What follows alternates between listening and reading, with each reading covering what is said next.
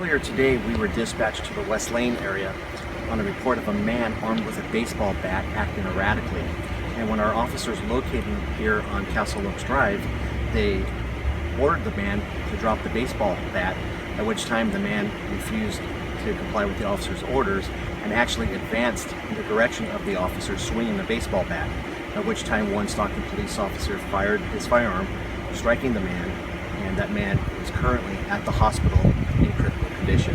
So right now we've invoked a countywide protocol investigation so that we can have different teams from the district attorney's office, Department of Justice come out to the scene to investigate the events that led up to this officer-involved shooting, and all involved officers are armed. And how many times did the officer fire his weapon?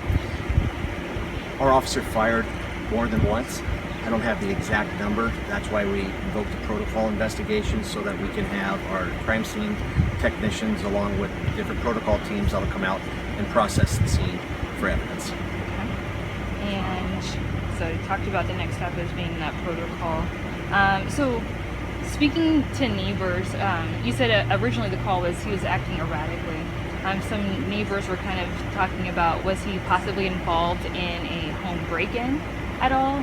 Someone said that there was a home break-in, I guess, further down the road, so I'm not sure if that's connected or something different.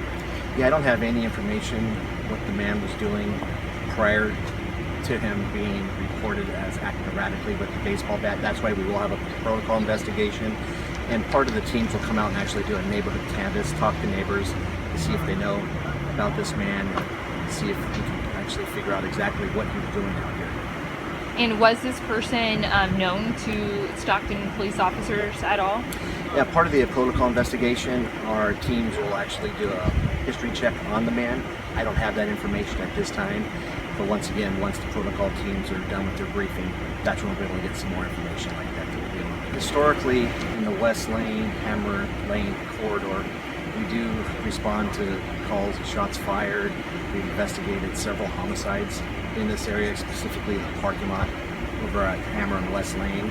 So this area does get a lot of attention from the police department, and that's why we had officers out here pretty quick after we had the reports of the man in the West Lane area armed with a baseball bat acting erratically. And do officers wear body cams here? Yes, all of our officers there do have body-worn cameras, and part of the protocol investigation is that they'll be reviewing that footage so that we can get a better understanding of exactly what the officer saw during this incident.